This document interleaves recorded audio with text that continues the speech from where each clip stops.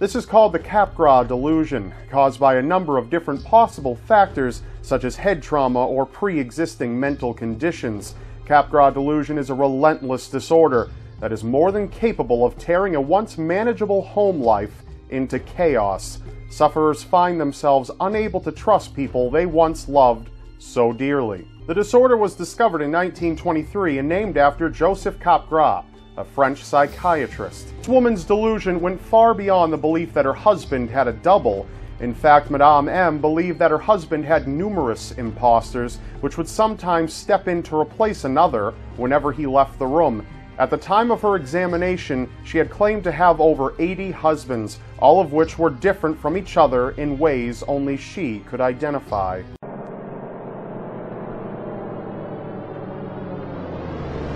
Discovered by German neuropsychiatrist Kurt Goldstein in 1908, alien hand syndrome is a disorder which causes a person's hand to perform actions without the person being aware of it until they see it or the hand affects them in some way. Some cases of alien hand syndrome have been known to reach levels of being abusive, either to its own body or to others. Sometimes this may be pinching, jabbing, or choking.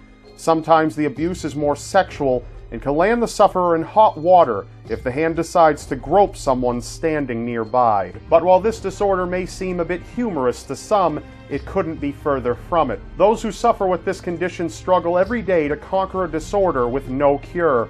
Their lives are constantly adjusted to revolve around their condition, a condition a majority of people don't even know exists. This leads some people to resort to voluntary self-harm.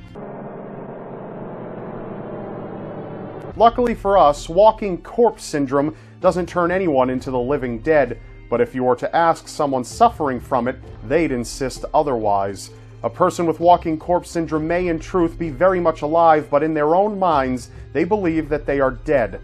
Some see themselves as rotting and putrefying as they go about their lives. Jules Cotard was the first to describe the disorder in 1880 and had discovered that the condition had noticeable levels of severity, from a mild state which would involve despair and self-loathing to an extreme state which would involve intense delusions and severe depression. Some people would even believe that they were immortal. Almost 100 years earlier, Charles Bonnet, a Genevan naturalist and writer, came into contact with a woman who had apparently had a stroke. When she regained the ability to speak and move again, she insisted that her children dress her in a shroud and put her in a coffin. Obviously, they were hesitant, but after she continuously demanded her family, friends, and other acquaintances treat her as if she were dead, she was prepared and laid out at her wake so her loved ones could mourn for her. They found this difficult as the woman kept complaining about her attire and the whiteness of her linen. She eventually fell asleep and was put to bed.